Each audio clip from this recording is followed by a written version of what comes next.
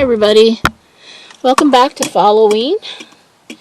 I hope you're having a great month, and I hope you're looking forward to Halloween, even if this year 2020 is probably going to be a little bit more low-key than usual. So this time of year is perfect for a revisit of one of my all-time favorite Stephen King novels, The Shining, which is one of only 2 entries on the NPR's 100 Favorite Horror Stories list. For obvious reasons. I mean, if they reviewed every Stephen King story that readers suggested, then I'm sure that, it would probably fill half the list at least. So, like most people my age, I'm a lifelong Stephen King fan. The first adult book I read was Carrie when I was 8. So, I don't know if that tells you anything about me, but... And my favorite novel by King is The Shining. My favorite novel is It, but The Shining is probably, I'd say, about 3rd on the list. The Stand would be 2nd. And yes, I am looking forward to the new miniseries that's coming up with Whoopi Goldberg and, what's his name? James... Okay, I've completely lost his name. Anyway, not important. So, Stephen King's The Shining... I think most people are familiar with the story, which, if you're not aware, is about a guy named Jack Torrance, who's a recovering alcoholic, and one of his old drinking buddies is this guy named Al Shockley, that he met when he was teaching at a prep school in New England.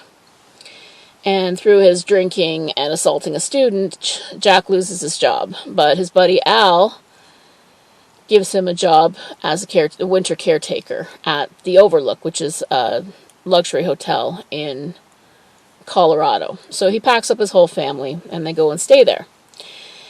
And much to the chagrin of the manager, Stuart Ullman, and there's an old cook there, his name's Dick Halloran. And he takes them around, or between Dick Halloran and the caretaker, or not the caretaker, the normal custodian, a guy named Watson, whose family actually was one of the first owners of the Overlook, but he doesn't get very much time in the book. And they show them around, and it's a big, scary, old hotel. And so, but Dick discovers that Danny has a talent. He's got precognition and telepathy, so he can kind of read his mom and dad's minds, but he's careful not to use it too much. And Dick explains to him that his grandmother calls it the shine. So Dick goes to his summer job, or his winter job, in Florida, and the family stays in Colorado. And from there, the hotel's haunted. And the hotel starts to work its evil magic on Jack, and Jack gets more and more drunk and violent, and they want Danny because of Danny's powers, his shine. So it's not a happy book, obviously, but there is some closure at the end. And there's a sequel. If you're not familiar, you probably are, but I'm just reviewing it. Dr. Sleep was the sequel, which I didn't like the book as much as I liked the original.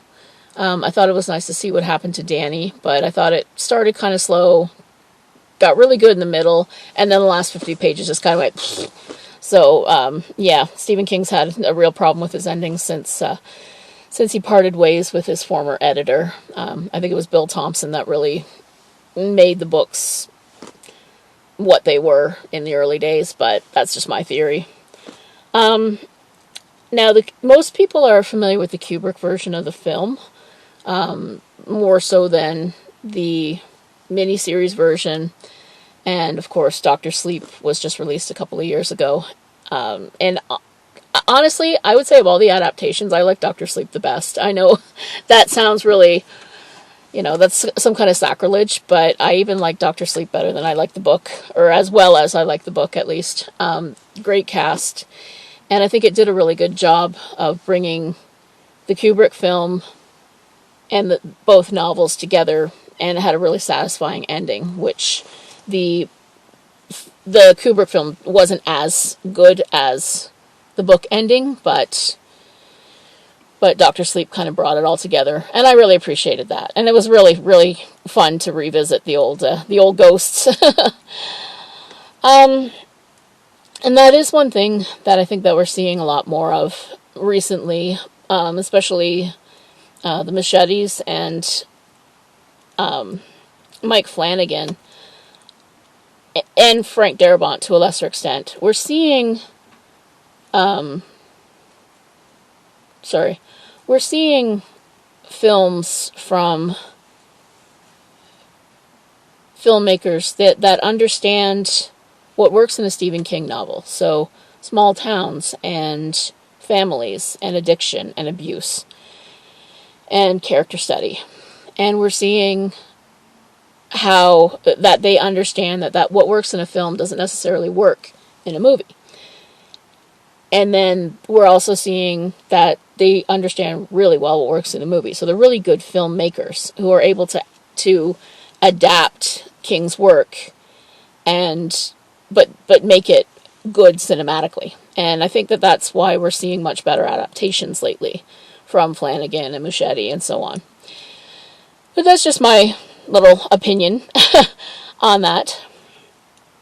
And the other thing that I wanted to touch on, as far as adaptations go, is the miniseries, which wasn't great, but the one thing that we've missed out, one thing that I see missing from a lot of reviews of the miniseries is how much better the Wendy character was treated in the miniseries. Now, in Kubrick's film, Wendy comes across as terrified of her husband. So it's almost Stockholm Syndrome. So she goes with him, and he starts out kind of crazy and dangerous and just gets more and more so. And Wendy spends a lot of time crying and shrieking, and it's really hard to watch, and especially if you know what happened to poor Shelley Duvall after that. And that poor woman is just a wreck now. And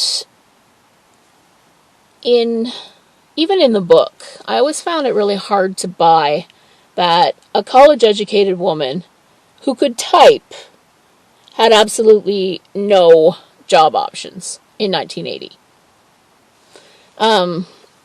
She had no job options, and she had no options but to stay with her abusive husband or to go and live with her abusive mother. And that was one part I just didn't really buy. I mean, probably because my mother was a single mother and she had way less education and skill than Wendy had. So I'm sure there was something Wendy could have done. And that always really bugged me about the Wendy character. So in the miniseries adaptation, we actually get to see more of why Wendy stayed with him. You've got two really attractive, sexy people who are actually in love. And that's why Wendy stays with him. And that's the thing that I found was left out of the Kubrick film, was the love in the family. And there's so much love, and you can feel it in the story.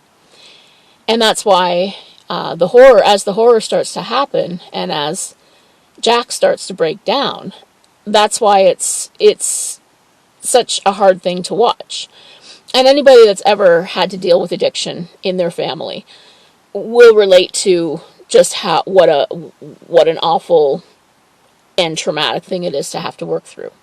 And when in Dr. Sleep, when we see Danny repeating the cycle, it just makes it much harder and much worse to deal with the character. And I think and I think ultimately that's what I like to read about in King novels. And that's one of the reasons that I like The Shining so much. It's a story about a family.